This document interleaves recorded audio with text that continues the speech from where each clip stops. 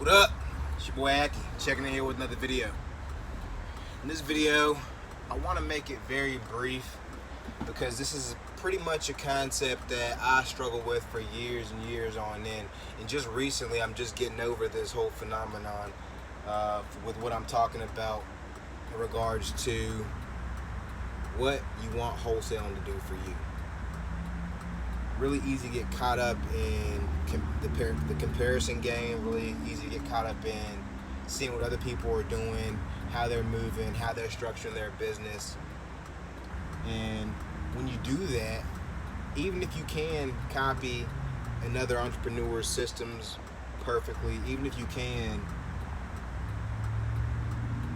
somehow pull off what your favorite guru or what somebody on Instagram is showing you how to do, it ultimately does not lead to a situation that you're going to be able to sustain long term. What I mean by that is that, for instance, say you have no underpinning why you're doing what it is that you're doing, why you're investing the way you're investing, and ultimately it's all for nothing. Because the way I look at it is that we're here one day, tomorrow is not guaranteed, you know. And with that being said, maybe 10 deals a month isn't what you need to finally get to what I call your dream lifestyle, or your sweet spot, or your, what I call your money spot. Maybe it's not 10 deals a month. Maybe it's really 2 deals a month. And you travel the world. Maybe it's 1 deal a month and you make $10,000. You make 6 figures easily.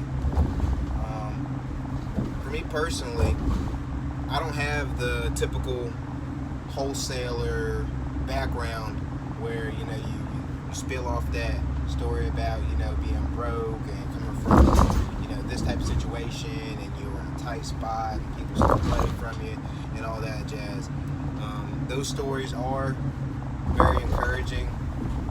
You know, it just shows you what's possible if you're coming from rock bottom. Me personally, I didn't come from rock bottom.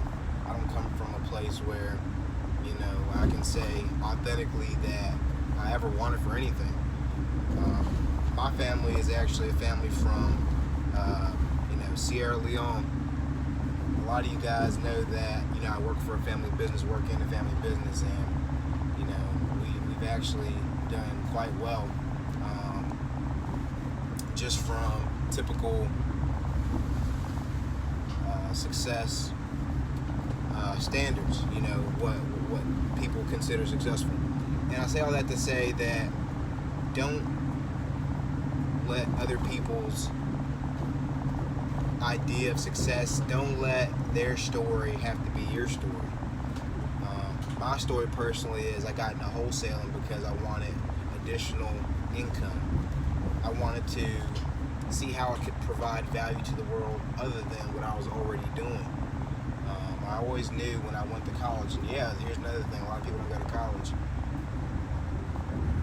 I knew that I wanted to be a business person in the sense that I wanted to eventually either expand upon what, you know, the family business is, or go into another field, particularly real estate.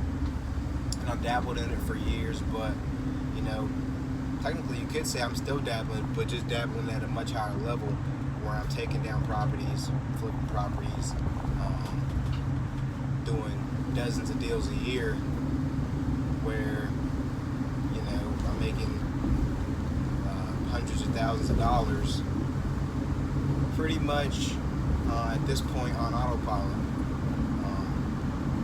Right now, I'm actually headed to a property where I've already got the property under contract, just getting a death certificate that this person does not seem to have the means to get it faxed, and that's okay, you know.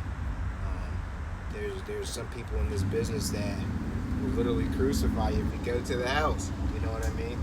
If I didn't go to a property the other day, I likely would have got the contract. You know, what I am in this business is, I'd like to say, flexible. You know, if I have to go to the property, I will. And I don't have anything bad to say about anybody that locks up everything over the phone. I think that's ideal, but don't let other people's story, don't let other people, their anecdotes that they put out on IG, you know, don't let that be how you live your life. So I know some people that aren't getting shit done, that aren't getting any deals, they have a situation where they can get a deal by going to the house, and they won't go to the house because their favorite guru says not to go to houses. If you're not locking up, in my personal opinion, if you're not locking up 5+ deals in a month and you're just cooling out, for me personally, I'm at the office and I can go to the appointment. I'm probably going, no cap. Probably going. They're super duper motivated. I'm probably going on that appointment if it makes sense. Right now, this is probably a deal that I can flip for 30, 40K. And on top of that, on the same street, there's another We Buy Houses guy that bought a property on the same street. There's another investor that buys properties from me on the same street. Are you out of your mind? Of course I'm going to the property. You know what I mean? Got a Bandit sign all in the yard and shit. Said We Buy Houses, and I'm not going to the appointment. So, yeah, man, don't let that be how you live your life. So, I'm gonna snatch up this death certificate really briefly. I'm gonna try to be in and out. I feel like they don't want to chat, but it's all good.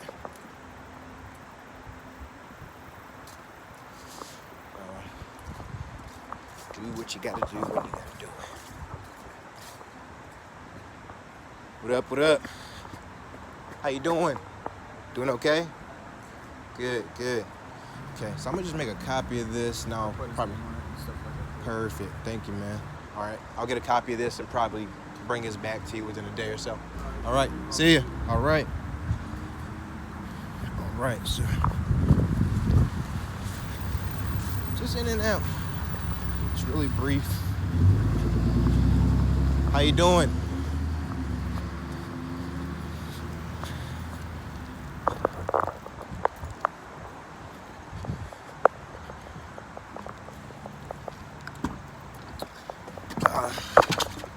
But I say all that to say is, it's not about me. My question is for you. What does your business look like? Are you framing it? My goal is never to do 10 deals a month in wholesale. My goal is to essentially live a stress-free life. Pretty much make full-time income, part-time, and move on to bigger and better opportunities in the investing space. So whether that be alternate investments, stocks, studying the stock market right now, 1,000,000% commercial real estate. I'm in another Facebook mastermind and course with this huge commercial investor, but that's literally my ideal situation. You know what I mean? Is to invest in bigger opportunities. But wholesaling is like the gateway drug to real estate, and I love it, and it gives me hella fulfillment, helping out investors with money is amazing. But I'm not the type of person that needs to be the biggest fish in a small pond, because it is a small pond. Don't get it twisted. Real estate is a $1 trillion industry. $1 trillion industry. And if I'm misspeaking right now, then it's a $100 billion industry. And that is something that, when you look at the grand scope of things, when you look at people that are doing wholesaling at the highest level, are doing, the highest I've heard is like $6 to $10 million. And that's really, really, really crushing it. That's having everything dialed in. As opposed to a one-off investor like myself that maybe has several VAs, maybe one VA, two VAs, can easily make 6 figures. Snoring. If your average deal size is $15,000 and you do that 7 times a year, I mean, it's 100,000. Pretty simply, pretty easily. If you're not doing that right now, hit me up in the comment box below, or if you need help with anything, hit me on that. I'm gonna start trying to do live sessions, because I see some people still don't have everything dialed in, maybe how they could have it dialed in. And I don't mind helping you. There's tons of free content out there, but if you're interested in something like that, I wouldn't mind helping you at all. To make 6 figures, you really don't even need more than one marketing method. You could do that all off of cold calling. You could do all of that off of PPC. You could do that even with no marketing budget. I don't recommend it.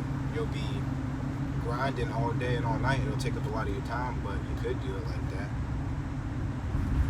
But if you have $5,000 to $10,000 to really focus in on some really good distressed data, or put that into some quality online marketing, you can easily make 6 figures like that.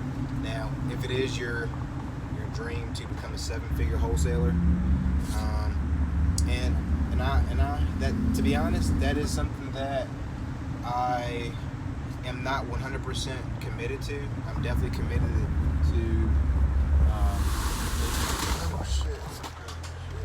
making several $100,000 a year, as easily as I'm doing it right now. Pretty easily. It doesn't take up too much of my time, because my goal with this is to eventually start doing some traveling. Definitely start doing some traveling. Now I see some shit right here in the back. That's some shit for the family business. So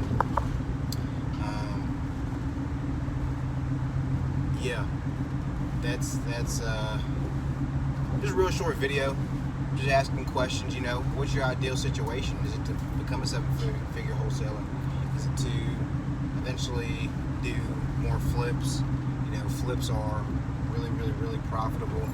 If you look at the amount of impact you can have on a flip when you're helping the end buyer is no longer an investor. The end buyer is somebody that's gonna